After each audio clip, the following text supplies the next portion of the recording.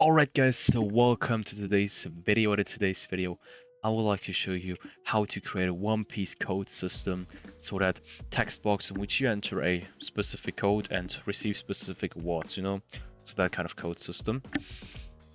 Alright, so let me quickly get rid of what I've created in the last video, so let's get rid of this. Alright, so what you need to do is that you have to insert a screen GUI, of course. Following to that step, you have to insert a text box and a text button. Now, it is really about designing those things, so you can design them however you want them to look like. So it depends on your preferences. I'm just gonna, just do some kind of design for them. So nothing too special. So you can design them as you guys want these things to look like, but it is important that you have a text box and a text button inserted. Okay.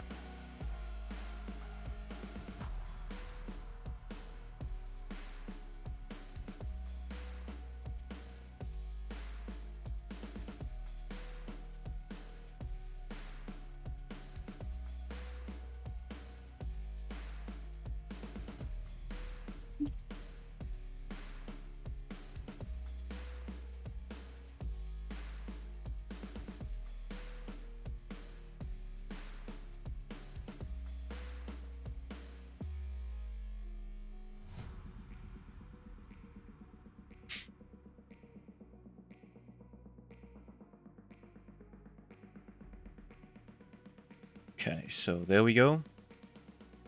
Let me give them some color and then we can continue. So I do not want this whole tutorial to only be about designing those buttons, those GUI objects, All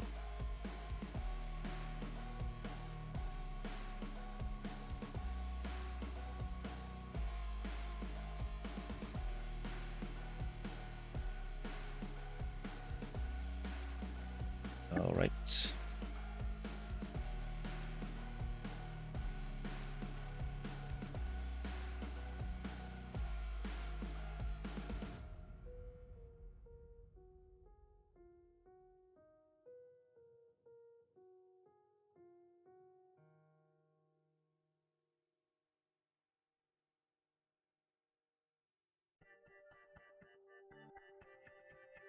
All right. So let's put a local script inside of here. And let's do the following. So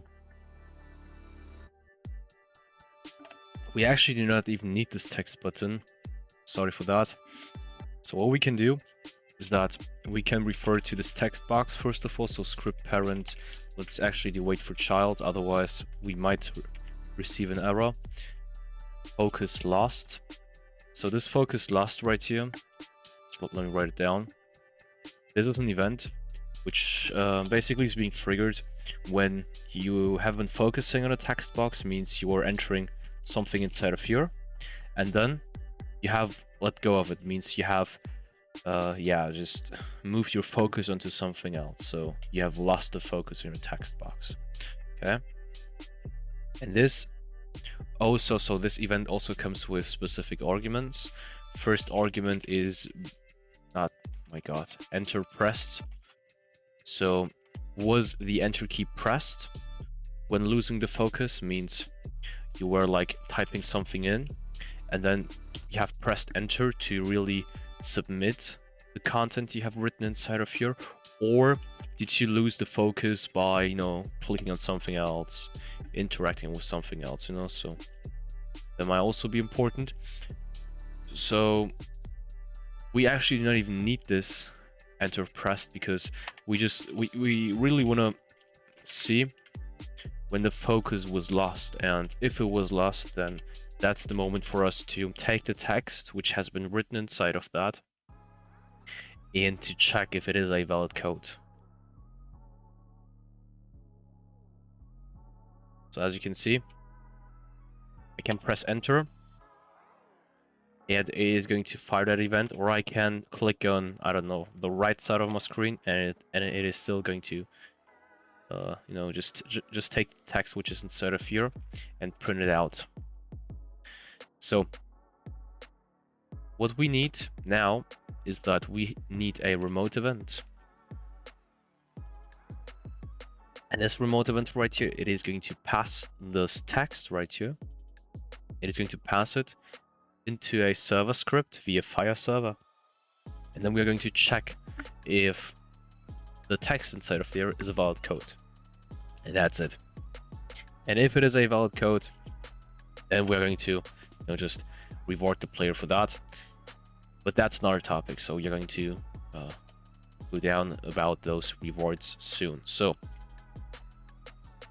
let's delete this and let's refer to this code event. So get service, replicated storage, and now either wait for child, code event, or just dot code event, and then Fire server. Now, first argument is always the task, for me at least. So I'm going to enter code. Second argument is going to be the text of this text box. So refer to the text box and then dot text. All right. And that's basically what our Fire server is composed of. So the task telling this server script later on what to do. In this case, code. So redeem the code. Redeem code. Is that even how you spelled? I think it is spelled that way. So redeem code, and then the code should be redeemed. You know, so that's my way of handling those Fire servers. So Fire serving this one will cause a reaction in this one by referring to, you know, so we have to refer to this code event right here from the server script's perspective, and then that code event is already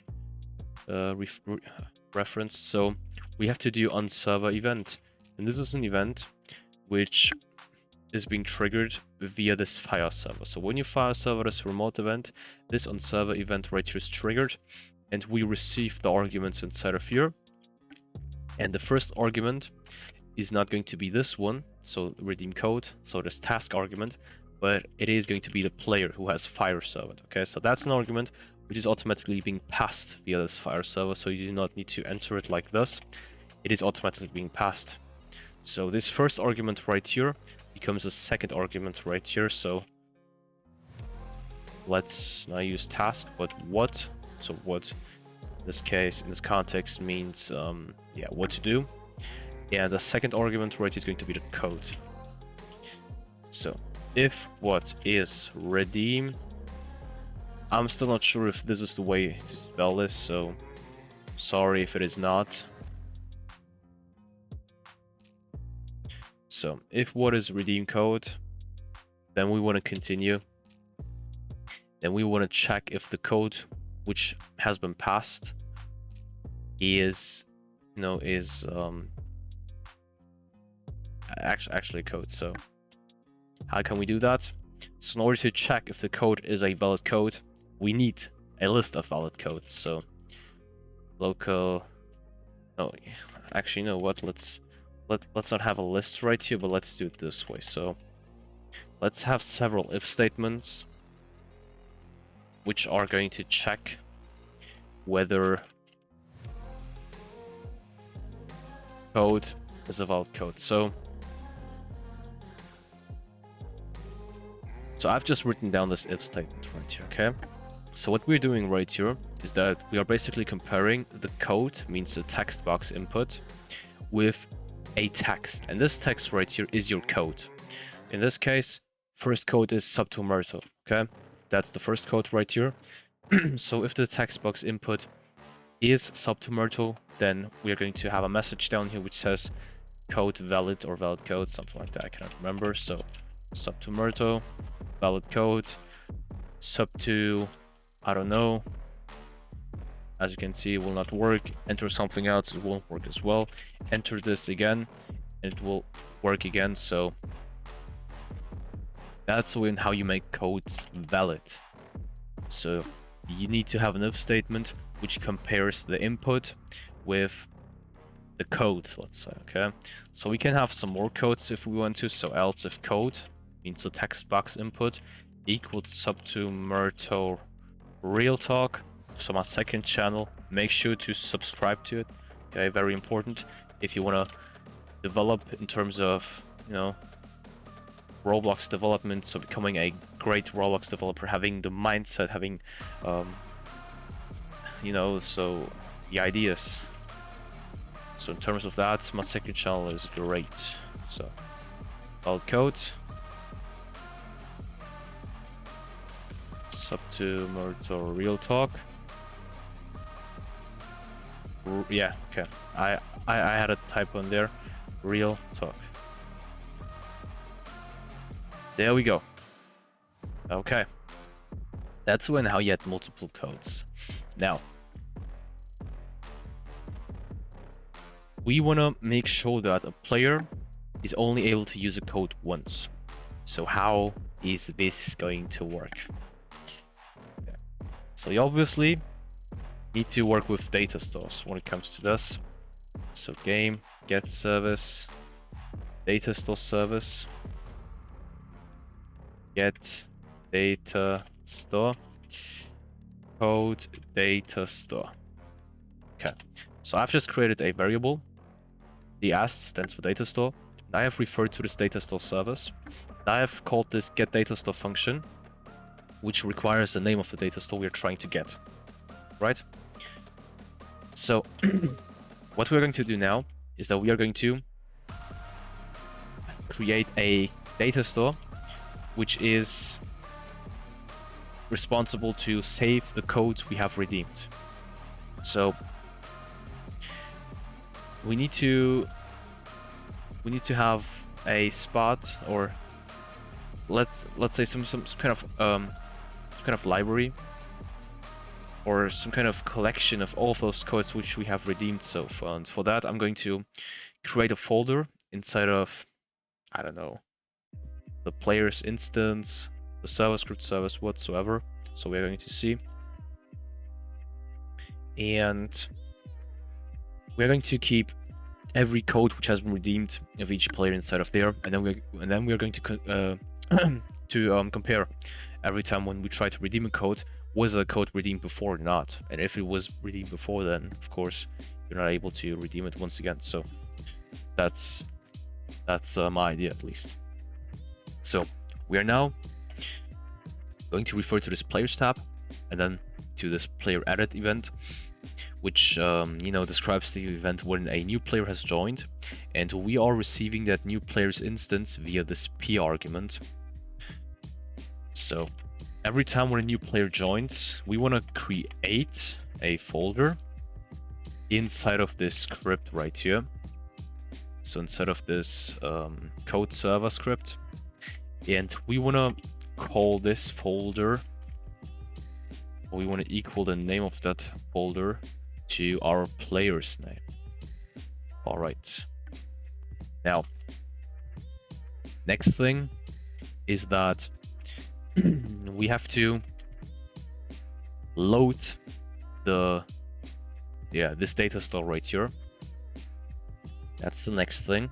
The problem, for you at least, is that it is pretty weird to understand the code now when it comes to loading the data store, when you have not even scripted the save function, you know. So this requires you to know how you want to make the save function look like, in order to, you know, to write down how this loaded function is going to look like. So since I'm able to, you know, think about it and have that idea, I'm able to do that without any problems. But this is a tutorial, and I want you guys to be able to understand what I'm doing. Therefore, we are going to take care of that loaded function, loaded code later. I'm going to focus on the save, okay, the save function, so saving that code, because you have to understand how the save system works in order to be able to script the load system, or to understand it, you know. So I personally prefer creating the load system before the save system, because I know how the save system is going to look like, and, you know, so I understand it and that. But you guys Probably do not, because you're watching that video, so at least I assume that. So, save function. How is this going to work? Pretend that P is our player, okay? So this P argument right here is our player. Now, we have an empty table right here called save. So we are going to put everything which is going to be saved inside of there. And by everything, I mean the codes which have been redeemed. So we are going to loop through this folder right here. So this folder which is going to hold every redeemed code. So script find first child P name. So as you guys know, this folder has the same name as our player, therefore we can just refer to it by doing this. We have to apply get children to it, so we get every instance inside of that folder. And then we have to, you know, so we are looping through this now. So we are looping through this table of all of the instances, all of the children inside of there. And we are now going to create an entry for every instance inside of that folder, because every instance inside of that folder is a representation of every code which you have redeemed so far. Also, just for further understanding right here. So save v name.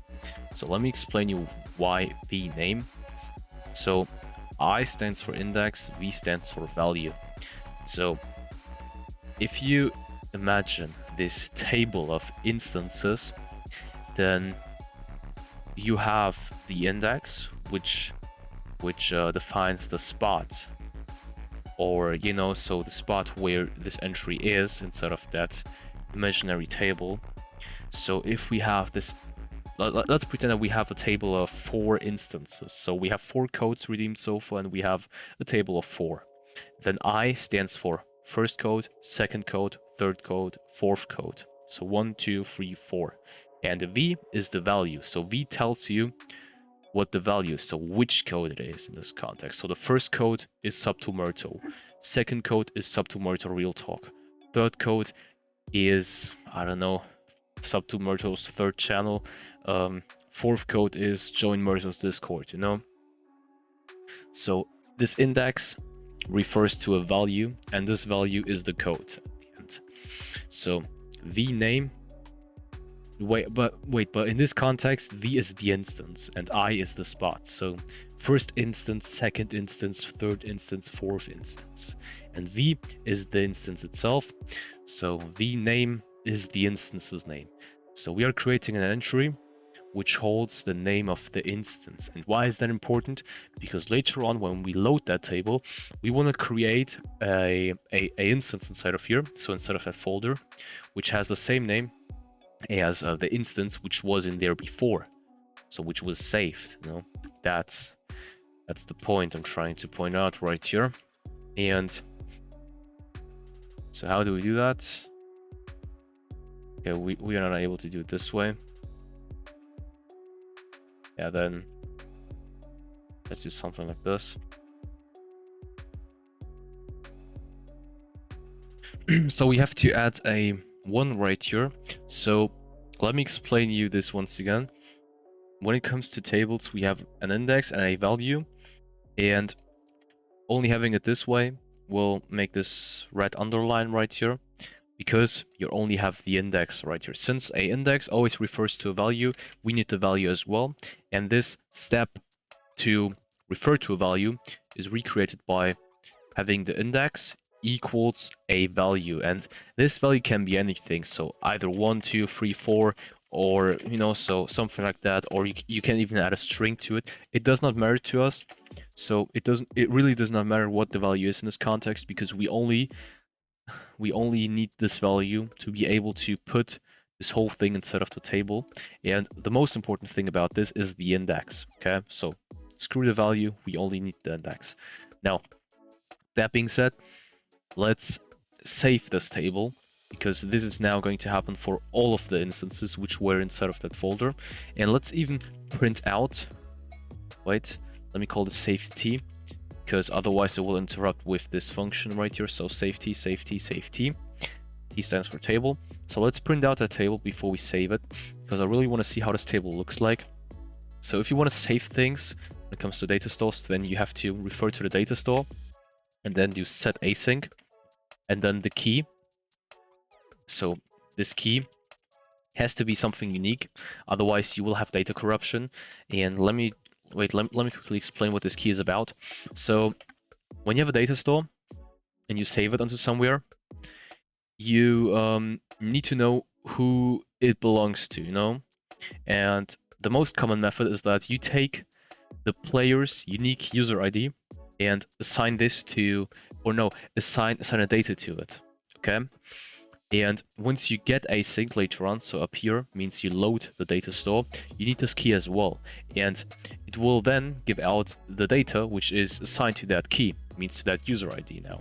The problem is with using something else besides the user ID as a key. Let's say you are using the string hello, for example. Okay, so instead of having p.userid, you have hello inside of there.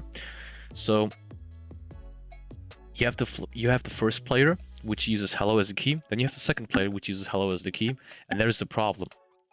The first player's data is now going to be overwritten with the second one, with the data of the second one, with the second player, because they both share the same key, and that's the problem. So you really need this key to be something unique, and even relying on a random number in this context could be a problem, because a random number is no excuse for, so a random number can always have the case that by coincidence you have the random number multiple times. So let's say the first player has a random number and the 50th player has the same number as well, although both numbers were acquired through a randomized process, So that can always happen. Therefore, always use the user ID, because you need to keep things unique.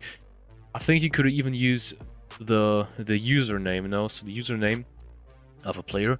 The problem with that one is Roblox allows us to change the usernames. Therefore, you could lose your data, So really use the user ID, and that's the thing about it. So that's the idea behind it, okay? So that's the reason why you should use the user ID as a key. Now, with that being said, we are now saving this table right here, and now we are going to load the table. So I'm going to wrap this inside of a p call. I'm going to explain what a p call is now. So basically what a p call does is that everything inside of here now is going to be run first of all, and if it throws out any error, which is very common when it comes to data stores, then it will not break the whole script right away, and it is going to isolate that error, let's say, okay? And that's it. So that's what a p call does. So when it comes to loading data, it really happens often that it just throws out a random error, okay? So for whatever reason. And this p call prevents this error from breaking the whole data store script, corrupting other people's data, corrupting your data, So that's the reason why we're using the p call, in this context. And let's do that. So load it.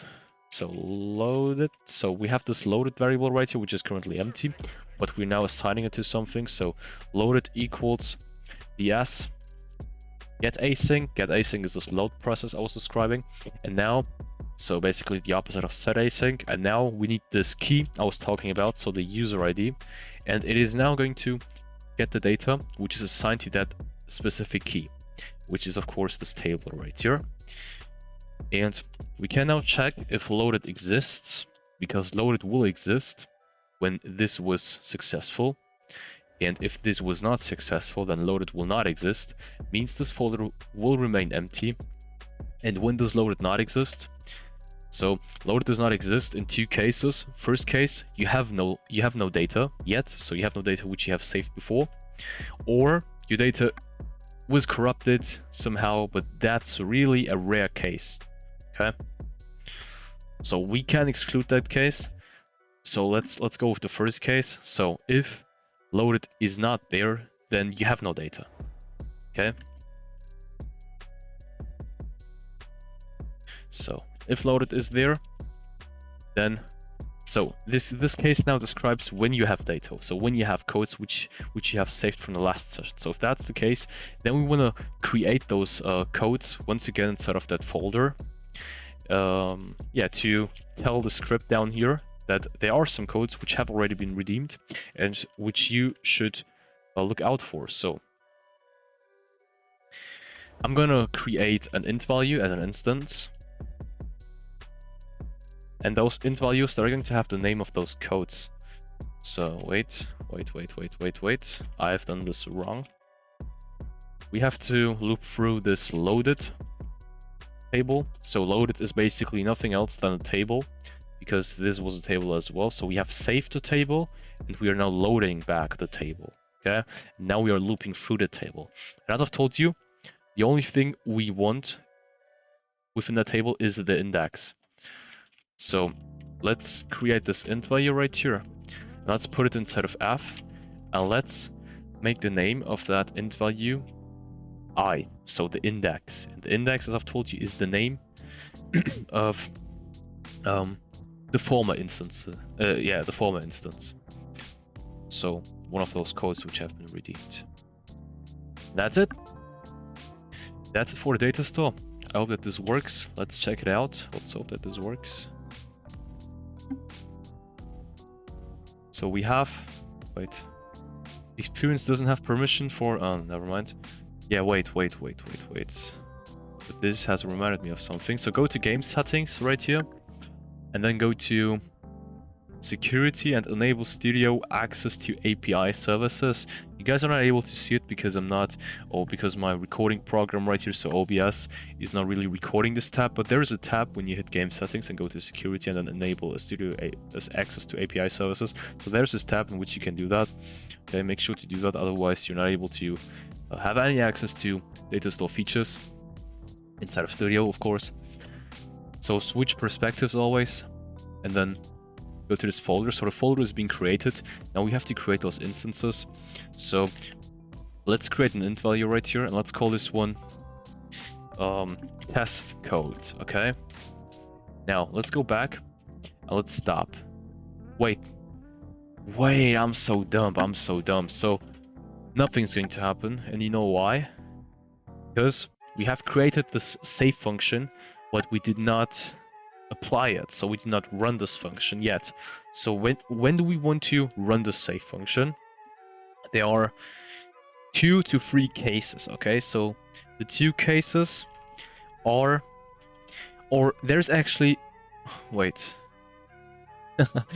so there are 2 cases. All right, so the first case is when our player leaves, and the second case could be an autosave. Okay, depends on you. So if you want to automatically save your code data, then it's fine, then you can do that. And when it comes to the player leaving, there are 2 more cases on how you can approach that. First case has to deal with game.players player removing, so referring to an event inside of this players tab, which is being fired when a player is being removed. That's the first one. Second one is bind to close. So I used to do that, or I used to do this way. Okay, so I think both of these, because in my experience, player removing was not always triggered inside of Studio, but it was always triggered in a normal Roblox game, so besides Studio. Okay, and bind to close always worked fine for me. Okay, so in any of those cases, and I need bind to close now to compensate that player removing is not working in Studio finally. So that's the reason why I also use bind to close. And we now have to tell the script when to use what. So if game get service run service is Studio, then so this line basically checks if the current game session is in Studio. And if that's the case, then we'll continue, but that's not what we want to do. So if the current game session is not in Studio, then we want to continue right here, because that's when player removing works, at least for me. So I cannot remember this working for me in Studio. So if this is the case, then we want to call the save function right here with the player which is currently leaving. So we want to save the player's data before he's leaving or the moment he's leaving, okay? But we want to save it, and that's the most important thing. Now, bind to close describes the case when the whole server is close to being shut down.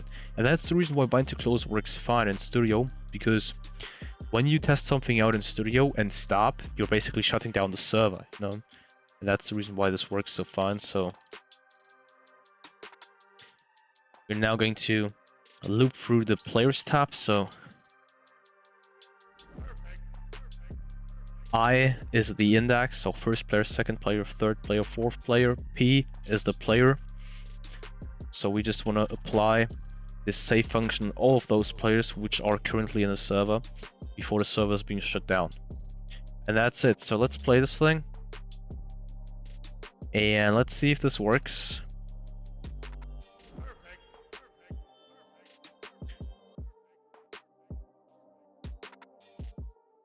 So let's call this test code. Switch perspectives and let's stop. And there we go. So test code was saved. So this is our save table, save tier right here.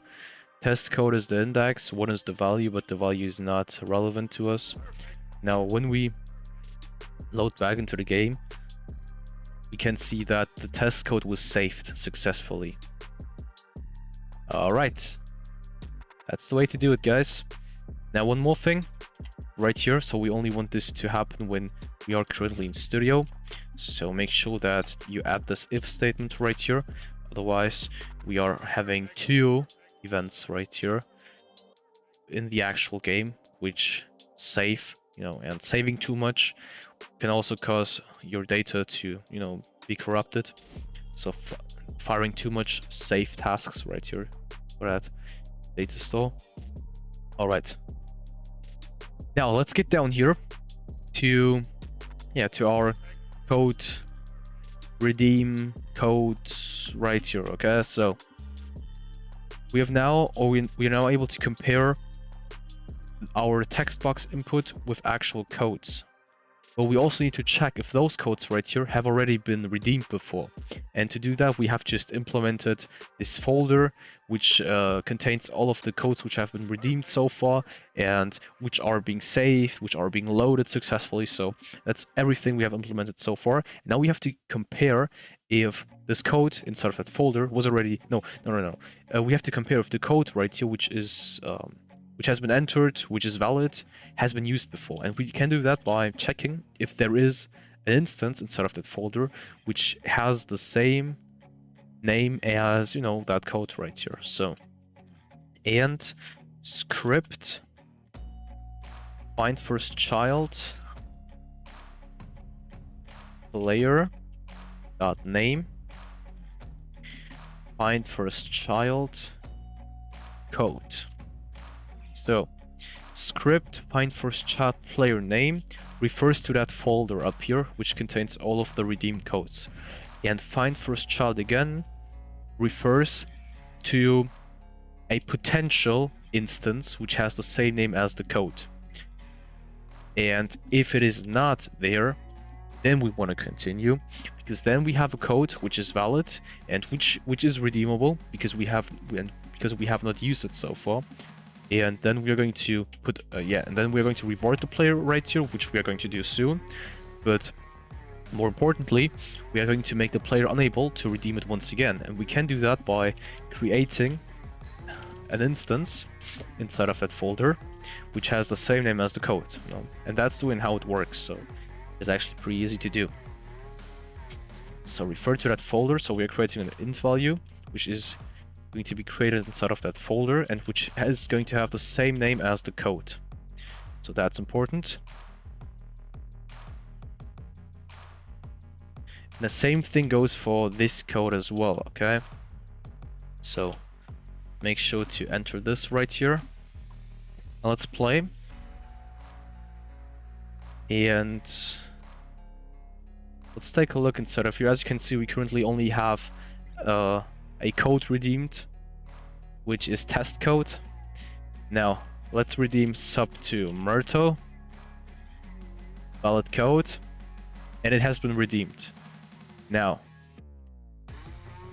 Remember this, okay? So if you successfully are able to redeem this code, then you have valid code right here being printed out. Now, when we write this down again, we should not get this valid code message. And as you can see, we do not get it, and we also do not have another instance right here, which is being created, which is also called sub2merto. Means we are only able to redeem once. So let's do the same thing with sub2merto real talk. As you can see, valid code once again, and we have this instance right here. And let's stop now. Let's play again. Let's see if they are being loaded and if we are able to use them now, because we have, you know, because we have rejoined, but of course we are not able to. Okay, so it did not successfully load for any reason. Oh, come on. Yeah. It did not save. It did not save, guys. And that's the reason why I also recommend having an autosave or having a save button, you know. So it could be a problem with my way of creating data stores. It probably is. I don't want to cap at that point, but that's the reason why I also prefer using autosaves. Look, so the problem is that it did not save again. Otherwise, we would have this table right here. But never mind this. So let's move on with rewarding the player. All right. So let me create a currency pretty fast. So that currency is not able to be saved. So you cannot save the currency. It is only there to, you know, be displayed and to be edited on.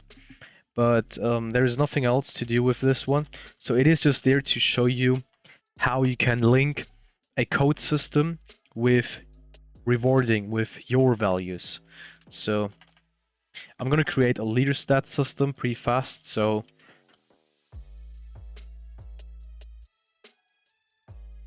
leader stats. So I haven't done this in years now. I barely work with leader stats, you know. That's the reason why. So I'm gonna create a belly leader stats right here. So